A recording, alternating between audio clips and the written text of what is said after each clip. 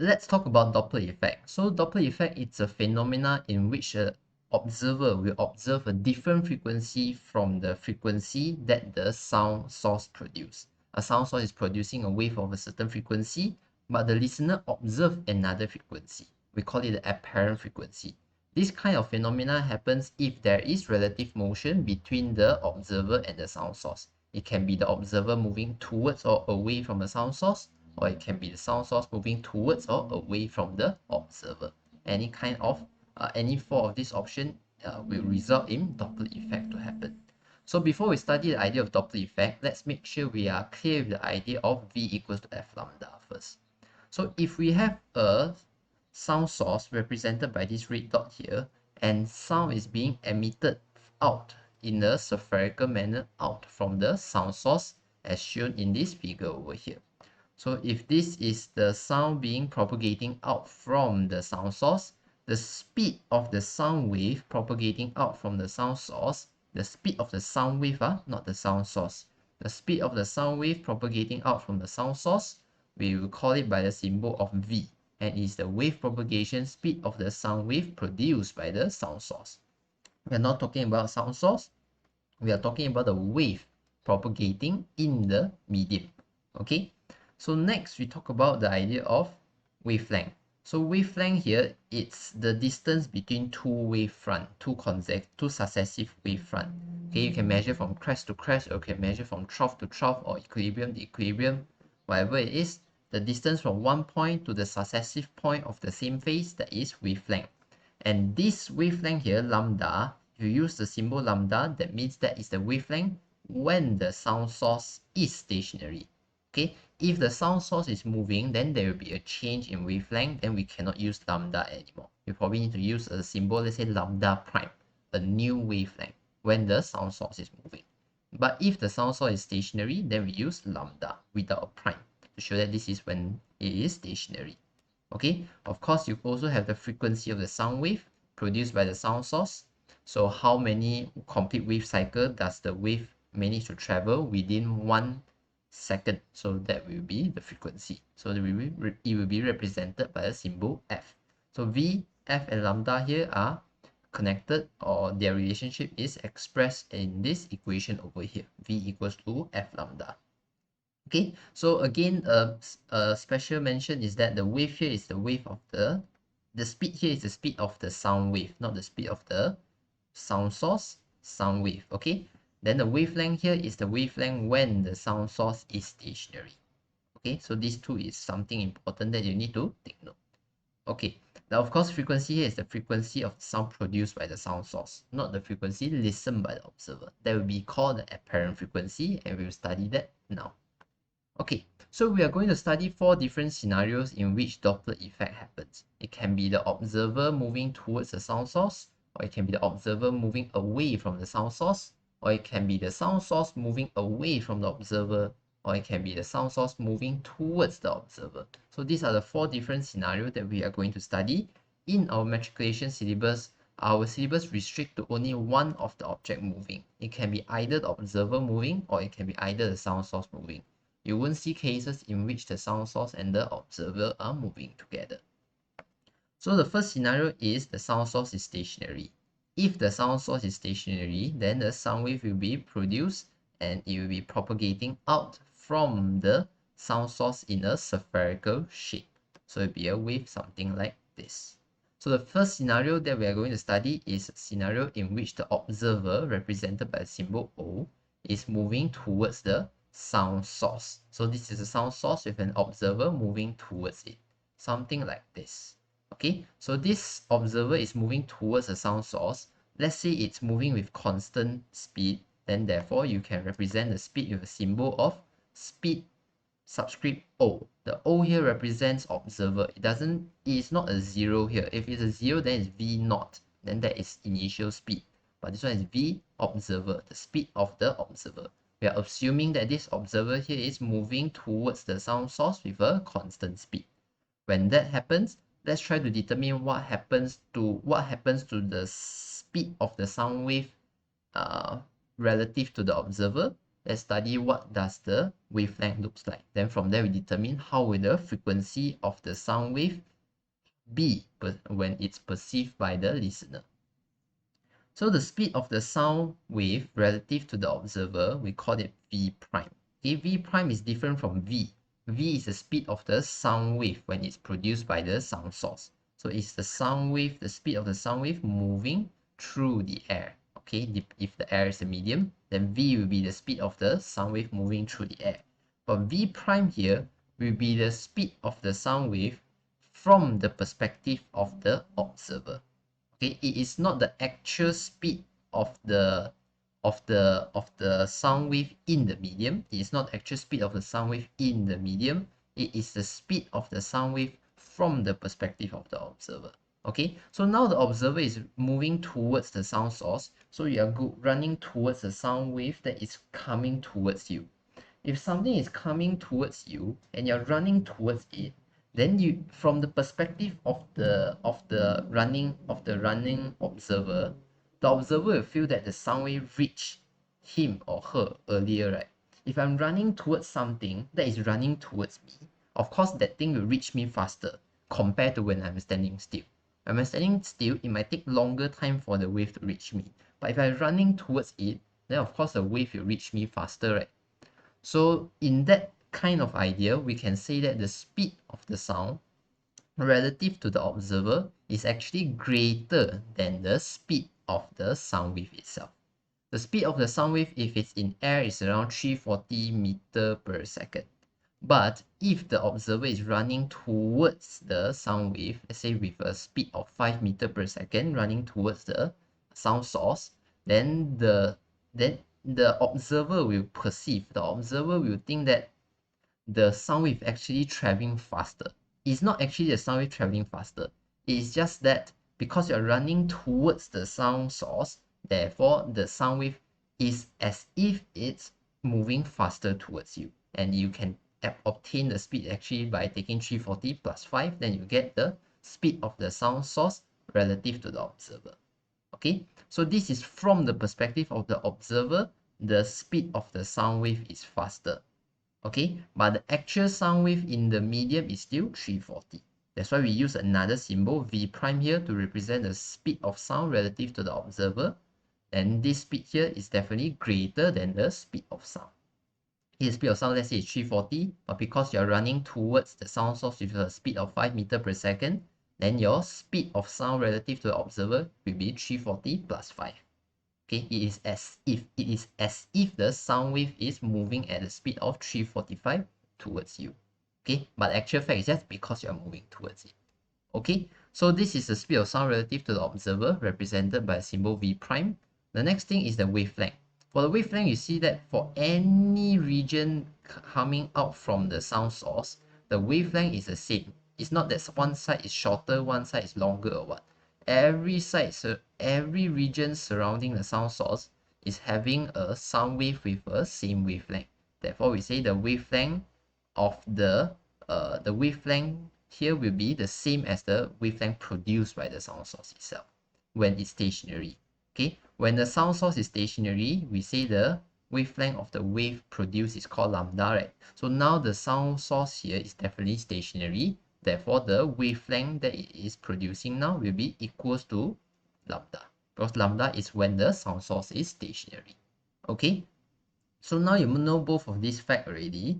So you know the relationship between Vf and lambda is V equals F lambda. So now if I tell you that the speed of sound relative to the observer is greater than the speed of sound, and the wavelength is just the same old wavelength, so what do you know about the frequency? You know that the frequency here will be greater than the frequency produced by the sound source itself, right? Okay, we know that right now the speed of sound relative to the observer is greater than the speed of sound. Because this one is greater, this one it's the same as usual, you know that the frequency here will have to be greater as well. So if the frequency here have to be greater, that means the frequency listened by the observer, the frequency perceived by the observer, listened by the observer, we call it apparent frequency here, will be greater than the actual frequency produced by the sound source itself. Let's say the frequency produced by the sound source is 100 hertz. Then you might hear a frequency that is 110 hertz, a higher frequency. Not that the frequency is constantly increasing when you are moving towards it. It's not that when you are moving towards it, the frequency gets higher and higher and higher and higher and higher. No, it's just that when you are moving towards it, if you are moving towards it, then straight away the frequency will be higher frequency. It's not increasing, it's just a higher frequency. That's what many of you might be confused about. It's not that when you're moving towards it, it's not that it gets higher and higher pitch. It's just that it is a higher pitch compared to the sound wave produced by the sound source. Let's say the sound wave produced by the sound source is having a frequency of then what the observer here will listen when it's moving towards it will be a higher frequency, but it's not like going upwards. It's not that it is increasing. It's just that it is the frequency, the apparent frequency is higher than the frequency produced by the sound source. It's not increasing. It's a constant speed. It's a constant frequency if your speed here is constant. But if you're going faster and faster and faster and faster and faster, then of course the speed increases, then of course the apparent frequency will increase. Then you get a pitch like that is if you're running faster and faster and faster towards the sound source. But if the speed is constant, then it will be a higher frequency but a constant frequency. Okay, so that's the first scenario. A second scenario will be the observer moving away from the sound source. So it can be represented by something like this, moving away from the sound source. So we say the speed of the observer, we still call it as V subscript O representing observer. But right now, instead of moving towards the observer, now the observer, instead of saying that it's moving towards the sound source, now the observer is moving away from the sound source. Okay, we are just talking about the magnitude. We are not considering the direction. So this V naught here is always positive, a magnitude only. Okay, so the speed of sound relative to the observer, you know that it will be lower than the actual speed of sound coming out from the sound source. Okay, if the sound source is coming towards you from the left, okay, the sound source is traveling to the right, but it's coming from the left, traveling to the right towards you, but you're running away from it. Then you can think that the sound wave will take more time to reach you, right? Because you're running away from it. So it's technically chasing you. So when it chases you, it takes more time to reach you, right? So from the perspective of the observer, it is as if the speed of the sound is lower than the speed of the sound that it emits out from the sound wave, from the sound source. Okay, so the speed of sound relative to the observer, V prime, will be smaller than the actual speed of sound propagating in the air. Let's say the speed of sound propagating in the air is 340 meters per second, but because you are running away from it, what the observer will think is that the sound is actually slower from the perspective of the observer. So let's say it will be 320 meters per second from the perspective of the observer. But is it true that the sound is traveling at 320 meters per second? It is true from the perspective of the observer only. But if you look at what is the speed of the sound traveling in the air, it is still 340 meters per second. This is just from the perspective of the observer. It's relative to the observer. Okay, so it is only true for the observer only. Okay, next we talk about the wavelength. Again, the wavelength all around the sound source should be the same. So you expect that the wavelength that the observer receives will be the same as the wavelength of the sound wave when the sound source is stationary. Okay, so now you know that already. You know the relationship is V equals F lambda. You know that right now the speed of sound relative to the observer is less than the actual speed of sound propagating in the medium. So because you know that it's less, therefore if you know this value here is less than before, this value here is constant, then you know that the frequency here will be less than before. So the frequency is less than before, then we know that the frequency that is listened by the observer, the frequency that is observed by the observer, will be less than the frequency of the sound wave emitting out from the sound source. Let's say the sound source is producing a sound wave with 100 Hz, but the frequency that the observer listens can be 80 Hz. So let's say initially the sound source is producing a sound of then what the listener hear will, when it's moving away from the sound source, will be a lower pitch but a constant frequency, unless the observer here is running faster and faster away. If it's running faster and faster, then you get lower and lower and lower, like you get lower and lower if it's running faster and faster. But if it's running at a constant speed, then the pitch will be lower but a constant pitch. Something like that. Okay. So third scenario is if your sound source here is moving. So I'm going to put a line here to show you that this red dot here is moving. So if the sound source is moving, you can see that in front of the sound source, the wavelength is shorter, whereas behind the sound source, the wavelength is longer. Why is it so? Imagine, right, every time the sound wave emits wave, right, you can think of it as like throwing a ball both to the left and to the right. I'm throwing a ball both to the left and to the right while I'm running to the right. If I'm throwing a ball to the right and I'm running to the right as well, it is as if I'm running, getting closer to the ball that I throw to the right. Therefore, the distance between the sound source and the ball will be shorter. Then you emit the next ball. So the distance between the two balls will be shorter. Okay, when you're running to the right and you're chasing the ball that is thrown to the right. So at least it is, you can think of it like this: you throw a ball, then you run towards you are running, you throw a ball, then you continue to run, then you get closer to the ball, then you throw the second ball. Then now the distance between the two balls will be shorter compared to when you are standing still throwing two balls. If you are standing still throwing two balls, then the distance between the two balls will be longer, right? That's why if you're running, then you will compress the wave around here. Okay, how about the other side? Let's say you're running to the right, but you're throwing a ball to the left. So when you throw a ball to the left and you run towards the right, you get further away from the ball that you throw to the left, right?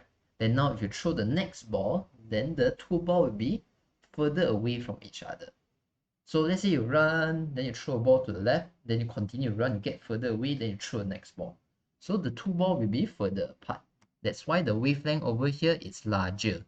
The wavelength over here is shorter. That's why you can see a difference in the wavelength on both sides of the sound source. The sound produced by the sound source is still a spherical wave. Everything coming out from it is still in circle. It's just that the center of the circle is being displaced to the right. Okay, look at all these circles here. All these circles here are not oval shape. They are all circular shape, spherical shape in 3D. Just that the center of the circle is going more and more to the right. Okay, so it is still emitting a spherical wave, that you are chasing the wavefront that you emit to the right. You are getting further away from the wavefront that you emit to the left. That's why here larger wavelength, here shorter wavelength. Okay, so we can say the speed of the sound source as V subscript S. This S here doesn't represent sound. This S here represents source. So this is the speed of the sound source. Okay, so the scenario that we're going to study is if the sound source is moving away from the observer. So let's say the observer is just standing still. The observer is not moving anywhere, but the sound source is moving away from it. Then in that case, the speed of the sound relative to the observer will be the same as the speed of sound. Okay, why is it so? Because once the sound is emitted from the sound source already, then it will be traveling in the air. If it's traveling in the air, then it will be 340 meters per second. Okay, we assume it's air. Of course, sometimes it can be in water, then the value will be different. But if it's emitted out from the sound source already, then it will be traveling in the air. If it's traveling in the air, then the value is straight away 340 meters per second. Okay, what happens here when your speed relative to observer is greater or less than the actual speed of sound is the observer is moving. Thus, it makes it looks like the wave is moving faster, but the actual wave is still moving at the same speed. So now if the observer is not moving, then the observer will of course see the speed of the wave as it is, right? It's not appearing faster or it's not appearing slower, because the observer is just standing still. Okay, therefore the speed of the sound relative to the observer is just equal to the actual speed of the sound produced by the sound source traveling in the medium. Okay, then the wavelength is what changed right now. If you compare the wavelength over here compared to the wavelength on this side of the sound source, you can see that this side of the sound source possess a larger wavelength compared to if the sound source is remaining stationary. So you know that the wavelength here will be larger than the wavelength when the sound source is stationary. So now if you know that already, you can plug it into the relationship over here. You know that now the speed of sound relative to observer is the same as the speed of sound produced by the sound wave produced by the sound source traveling in the medium. But you know that the wavelength here will be larger than the wavelength when the sound source is stationary. So if this one is larger, this one is the same as just now, then you know that this value for frequency here will get smaller. So you know it gets smaller, that means the frequency of the sound listened by the observer will be a smaller frequency. Thus, it will be less than the actual frequency produced by the sound source. Let's say the sound source produced a wave of 100 Hz, then what you listen might be 90 Hz. Okay, a lower frequency means by a lower pitch. Okay, so next, the fourth scenario is if the sound source is moving towards the observer. So now the observer is standing still over here, but the sound source is moving towards it. Again, the observer is not moving, so what the observer see the wave traveling will just be the speed of the sound wave traveling in the medium. So it will be the same speed as the speed of sound wave traveling in the medium. You are not running towards the sound wave, you are not running away from the sound wave. So what the observer will perceive is just the speed of the actual speed of the sound wave traveling in air. Okay, so the wavelength here, you know that the wavelength will be shorter on the side in front of the sound source. So here the wavelength is shorter because the wavelength has been compressed because you are chasing the wavefront. So here you know that the wavelength will be less than the wavelength of the sound wave produced by the sound source when the sound source is stationary. When the sound source is stationary, the wavelength is lambda. But if the sound source is moving towards the observer, you see that the wavelength is less than the wavelength when the sound source is stationary. Okay, so now knowing that, you can build this relationship here. So you can say that the speed of the sound relative to the observer is still the same as before, but now the wavelength is less than the wavelength before. Because you know the wavelength is now less than the initial wavelength when the sound source is stationary, then you know that this one is the same, this one goes down, that's why this frequency must goes up. That's why this frequency here will be larger than the frequency produced by the sound source. So the apparent frequency, the frequency listened by the observer, the frequency observed by the observer will be greater than the actual frequency produced by the actual frequency of sound wave produced by the sound source. Okay, so you hear a higher pitch when the sound source is moving towards the observer. Okay, so these are the four scenarios that you can study when you are talking about Doppler effect. For our syllabus, we only restrict ourselves to one thing moving. It's either the observer moving or the sound source moving. Okay, so this is a scenario in which we have a jet moving across the head of the soldier which is standing still. So this jet over here is producing a sound, so it will act as a sound source. Whereas this soldier here, because it has an ear, then you can think of it as an observer. So for the first part of the journey of the jet, the sound source will be moving towards the observer. And after it went past the soldier, the jet will be moving away from the soldier. Then we can say the sound source is moving away from the observer. Okay, so the first part is the sound source moving towards the observer. The second part is the sound source moving away from the observer. So if we look at it, this is a sound source moving. So if the sound source is moving towards, you should expect a higher apparent frequency. Then after it went past the soldier, moving away from the soldier, you should expect the frequency experience a drop. It will be less than the actual frequency of the sound produced by the jet over here. So initially it will be a higher pitch, then it will become a lower pitch. So let's try to listen to it.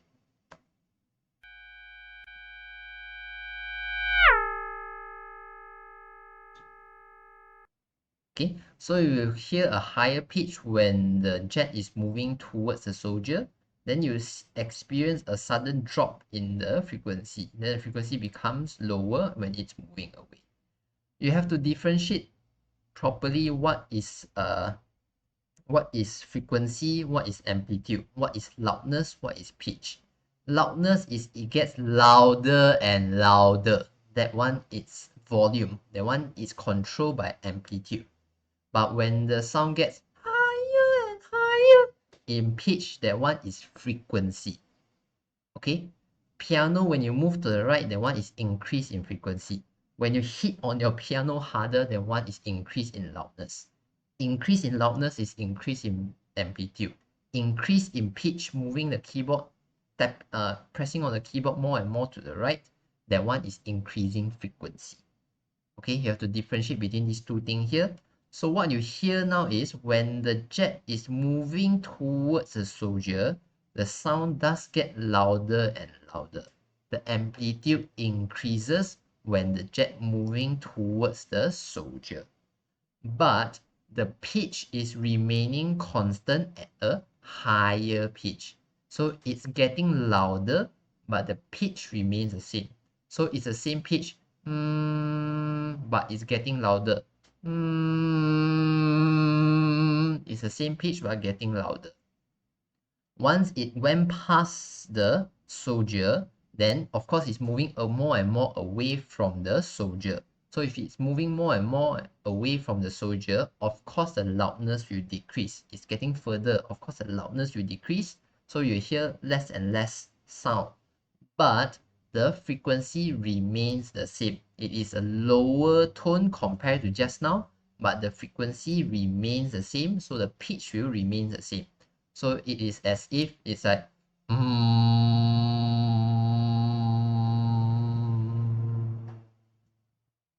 the loudness decrease, but the frequency remain the same. It's not like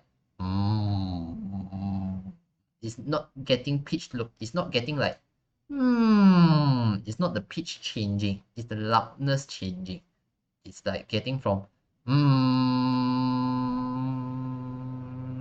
but the pitch remain the same. Okay, you have to differentiate very clearly what is loudness, what is pitch. Okay, so let's listen to the scenario again.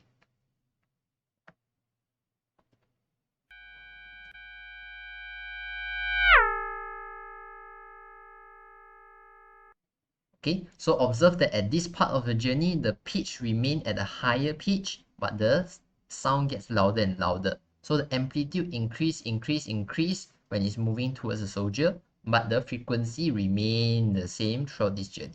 Then after it went past the soldier, the pitch go down. The pitch went down, so it's a lower pitch now, but it's still a constant pitch. So the frequency remain constant, just that it's lower than before.